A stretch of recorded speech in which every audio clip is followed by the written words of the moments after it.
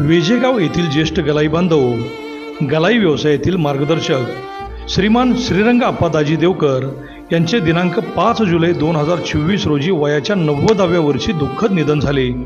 गेली अनेक वर्षे ते रयत शिक्षण संस्थेचे जनरल बॉडी सदस्य होते. तरुण वयात मुंबईत गलाई व्यवसायाचा पाया रोवताना गावाकडची नाळ तुटू दिली नाही. वेजेगाव येथे त्यांनी Daji Patloji high school, Shrirang Appadaji Devkar junior college सुरू केले. विटा येथील प्रसाद चित्र मंदिराच्या उभारणीतही त्यांचा मोठा वाटा होता.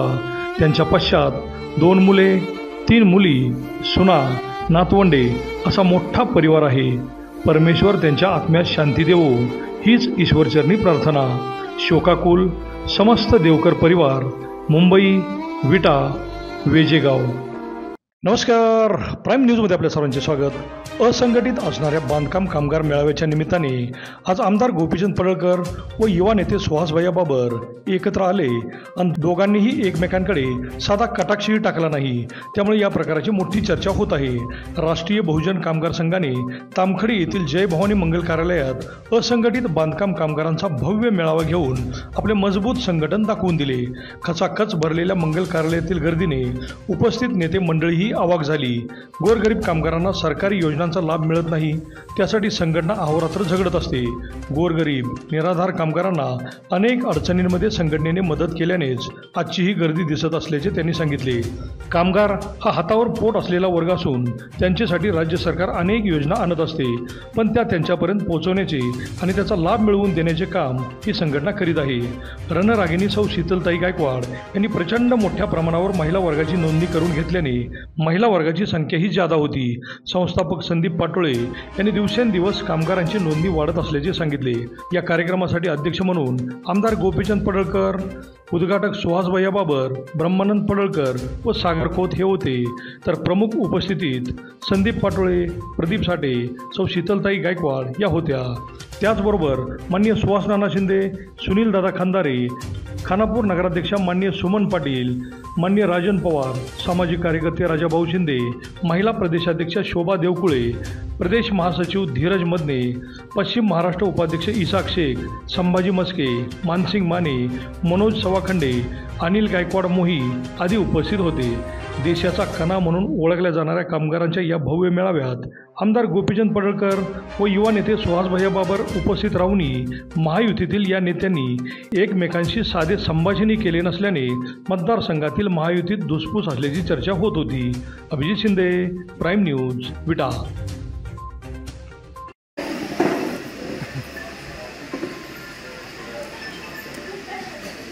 राष्ट्रीय बहुजन कामगार महासंघाच्या वतीनं असंघटित बांधकाम कामगारांच्या मेळाव्यासंदर्भात या ठिकाणी उपस्थित व्यासपीठावरचे सर्व राजकीय मंडळी, कार्यक्रमाला यायला थोडा उशीर झाला कारण पोचवाडीमध्ये एक वर्षाचा कार्यक्रम होता. त्यामुळं तुमच्या सर्वांची मी मनोगत सुरू करण्यापूर्वी दिलगिरी व्यक्त करतो. अत्यंत कमी वेळामध्ये या कार्यक्रमाचं नियोजन करण्याचा प्रयत्न केला आहे आणि अतिशय महत्त्वाचं असलेलं असंघटित कामगारांसाठी महायुतीच्या सरकारनं ज्या काही योजना मंजूर केली, ज्या काही राबवण्याचा प्रामाणिकपणे प्रयत्न केला आहे, त्या योजनेचा भाग म्हणून तुम्हाला सर्वांना आज या राष्ट्रीय बहुजन कामगार संघटनेच्या वतीनं तुम्हाला सर्वांना एकत्र केले आहे. मी सुरुवातीला माझ्या मनोगताच्या आधी तुमचा जास्त वेळ न घेता ह्या महासंघाच्या वतीने तुमचं मनापासून आभार मानेन की खऱ्या अर्थानं आमच्या शासनाच्या योजना तुम्ही अत्यंत खऱ्या लाभार्थ्यांच्यापर्यंत आणि ज्यांना गरजेचं आहे अशा न्याय लाभार्थ्यांच्यापर्यंत ही योजना पोहोचवण्याची भूमिका तुम्ही सर्वांनी घेतल्याबद्दल तुमचं मनापासून मी या ठिकाणी पहिल्यांदा अभिनंदन करतो. कारण अनेक विषय समाजकारणामध्ये, राजकारणामध्ये हाताळत असताना खऱ्या अर्थानं ज्यांच्यावरती जास्त लक्ष केंद्रित केलं पाहिजे असे तुम्ही सर्व मंडळी या ठिकाणी उपस्थित आहेत. कदाचित पालकमंत्री असते तर या कार्यक्रमाला तुम्ही निमंत्रण द्यायला पाहिजे. तेवढा मोठा कार्यक्रम तुम्ही आयोजित केला आहे. ते कामगार मंत्री आहेत आपल्या आणि आपल्या जिल्ह्याचे पालकमंत्री पण आहेत आणि निश्चितपणे ह्या सगळ्या योजना खऱ्या अर्थानं आमच्यासारखी लोक काम करत असताना दुर्दैवानं म्हणा या लोकांच्यापर्यंत शेवटच्या घटकापर्यंत पोहोचण्यासाठी निश्चितपणे सगळे राजकीय मंडळी त्या ठिकाणी कमी पडत असतात. गावगाडा चालवताना गावाचा विकास झाला पाहिजे ही भूमिका सांभाळत असताना व्यक्तिगत लोकांच्या ज्या गरजा असतात किंवा व्यक्तिगत लोकांचा लाभ त्यांच्यापर्यंत पोहोचवण्यासाठी निश्चितपणे सगळेच लोक त्या ठिकाणी कमी पडत असतात. पण तुमच्यासारख्या काही NGO आहेत, तुमच्यासारख्या सामाजिक संस्था आणि शासन या दोघांच्या संयुक्त विद्यमानाने असे चांगले कार्यक्रम निश्चितपणे पार पडतात याचा आम्हाला मनस्वी आनंद आहे. या घाटमाथ्यावरती मला वाटते एवढ्या मोठ्या प्रमाणात कार्यक्रम ताई पहिल्यांदाच होत आहे आणि एवढा चांगला प्रतिसाद तुम्हाला या सगळ्या लोकांच्याकडून मिळतोय. निश्चितपणे या लाभार्थ्यांचं सुद्धा कौतुक केलं पाहिजे की काही का असं ना पण यांना कोणतरी काहीतरी देण्याचा प्रयत्न करत आहे. जे शासकीय आहे, जे न्याय आहे ते देण्याची भूमिका तुम्ही घेतली आणि आज त्या सर्वांना आता तुम्ही काय काय देणार आहे हे एवढंच सेट देणार आहे. तुम्ही आता पेटी वाटप पण तुम्ही सगळं करणार आहे. यांचं रजिस्ट्रेशन करून घेण्यापासून म्हणजे सगळ्यात कमी ज्ञान असलेले लोक कोण असतील तर ह्या म्हणजे अशी काहीतरी योजना आहे ही योजना आपल्यासाठी आहे हेच या लोकांना माहिती नसतं. पण त्या लोकांच्यापर्यंत पोहोचून तुम्ही त्यांना माहिती देऊन त्यांचे फॉर्म भरून घेऊन ऑनलाईन रजिस्ट्रेशन करून शासनाचं अप्रुव्हल घेऊन तुम्ही हे सगळं करताय आणि त्याच्यामध्ये मला असं वाटतं की तुम्हाला त्यात काय फारसा फायदा नाही पण आपलं लोकसेवा म्हणून सामाजिक भूमिकेतून तुम्ही हे करताय. तुमचंही मनापासून तुम्ही सर्वांना टाळ्या वाजून त्यांचं अभिनंदन करावं अशी विनंती करतो. शासन अनेक स्तरावरती ह्या लोकांसाठी काम करण्याचा प्रयत्न करत असतं. अनेक योजना जाहीर केलेल्या असतात, शासना चालू असते, योजना चालू असते, पण ते खऱ्या लाभार्थ्यांच्यापर्यंत पोहोचण्याची भूमिका तुमच्यासारख्यांच्या माध्यमातून या ठिकाणी पूर्ण होते याचं मला विशेष आभार आणि अभिनंदन करायचं आहे. शासनाचं सुद्धा महायुती सरकार सुद्धा अभिनंदन केलं पाहिजे की या सगळ्या असंघटित कामगारांना कुठल्या तरी माध्यमातून एकत्र येऊन त्यांच्या आयुष्यामध्ये थोडाफार बदल झाला पाहिजे ह्या भूमिकेतनं अनेक शासकीय योजना त्या ठिकाणी राबवत असतात. आत्ताच महायुतीच्या सरकारनं जाहीर केलेली लाडकी बहीण योजना ही इतकी चांगली आणि निश्चितपणे मला त्या योजनेचा पूर्ण विश्वास आहे की 100% चांगल्या पद्धतीने राबवण्याचा मानस माननीय मुख्यमंत्री, उपमुख्यमंत्री आणि सगळ्या सरकारचा निश्चितपणे आहे. आणि मला असं वाटतंय की आता हे आज काम संपल्यानंतर तुमच्या सगळ्या NGOला माझी विनंती आहे की आता त्याच्यामध्ये थोडंसं लक्ष देऊन तुम्ही जास्तीत जास्त काम त्या लाडकी बहीण योजना असेल, त्या आपल्या नवीन मुलांसाठी ज्यांचं 10वी झाले, 12वी झाले, जी मुलं ग्रॅज्युएशन झाले त्यांच्यासाठी एक योजना अप्रेंटिससाठी त्यांनी शासनानं घोषित केली. ह्या सगळ्या योजनांचा लाभ ह्या समोर बसलेल्या लोकांना मिळाला पाहिजे यासाठी तुम्ही सर्वांनी परत प्रामाणिकपणे काम चालू करावं अशी माझी विनंती आहे. कारण सगळेच नेते मंडळी प्रयत्न करतायत, आम्ही कुठेतरी कमी पडू, जे कमी पडते ते तुम्ही त्या ठिकाणी पूर्ण करावं. कारण त्याच्यामध्ये फिजिकली फॉर्म भरून घेतला की सगळ्यात मोठं काम आहे. ऑनलाईन फॉर्म भरणं म्हणतो तेवढं सोपं नाही. एका फॉर्मला 20-25 मिनटं वेळ जातोय आणि माझ्या ऑफिसला आता 8,000 फॉर्म आहेत. मी आज 50 कॉलेजच्या मुलींना तिथं ठेवले आणि आम्ही 50 रुपये एका फॉर्मला द्यायचं आणि त्यांनी फॉर्म भरून द्यायचे. कारण 8,000 फॉर्म भरून होणार काय, 20-25 मिनटं एका फॉर्मला लागत आहेत. त्यामुळे 31 ऑगस्ट ही आपल्या त्या योजनेसाठी शेवटची तारीख आहे. मला या सगळ्यांच्या माध्यमातून तुम्हाला एवढीच विनंती करायची आहे की या सगळ्या योजनांचा लाभ आपल्या तालुक्यातल्या मतदारसंघातल्या जास्तीत जास्त महिलांना झाला पाहिजे आणि तो करून देण्यासाठी तुमच्या NGOने सुद्धा प्रामाणिकपणे प्रयत्न करावा. तुम्हाला जिथं अडचण येईल तिथं सगळेच आमचे नेते मंडळी ह्या व्यासपीठावर उपस्थित आहेत, ते 100% तुमच्या पाठीमागे ठामपणे उभा राहतील. मी तुमचा वेळ जास्त घेणार नाही कारण मला 1 वाजता परत कार्यक्रम आहे. 60 दिवसानंतर विधानसभेची निवडणूक जाहीर होईल, त्यामुळं पळापळ थोडी सगळ्यांचीच जास्त चालू आहे. पण एक चांगलं काम, एक सामाजिक काम होत असताना आपली उपस्थिती तिथं असणं गरजेचं आहे म्हणून आम्ही तुम्हाला शुभेच्छा देण्यासाठी या ठिकाणी आलो आहे. तर निश्चितपणे जे चांगलं काम तुम्ही हाती घेतलं आहे इथून पुढच्या तुमच्या NGOला लागेल ती मदत, कारण हे काम करणं कुणीतरी त्याचा भार पेलणं गरजेचं असतं. ती भार तुमची NGO पेलते. तुम्हाला इथनं पुढं लागणाऱ्या सगळ्या गोष्टीला तुम्हाला कधीही अडचण येऊ द्या, माझ्या अखत्यारीतलं माझ्या कॅपॅसिटीचं जेवढं असेल ते करण्याची भूमिका सुहासबाबा निश्चितपणे पार पाडेल आणि तुमच्या NGOच्या पाठीमागं ताकदीनं उभा राहू. आणखीन काय शासनाच्या माध्यमातून मुख्यमंत्री मोदींच्या माध्यमातूून तुम्हाला मदत अपेक्षित असेल तर आपण त्यांच्यापर्यंत पोहोचून 100% त्या योजनेतून मार्ग काढण्याचं अभिवचन तुम्हाला देतो. मी समोर बसलेल्या सगळ्यांना त्यासाठी कुणी काम करत नाही अशा सगळ्या कामगारांना मी सर्वप्रथम मानाचा मुद्रा करतो.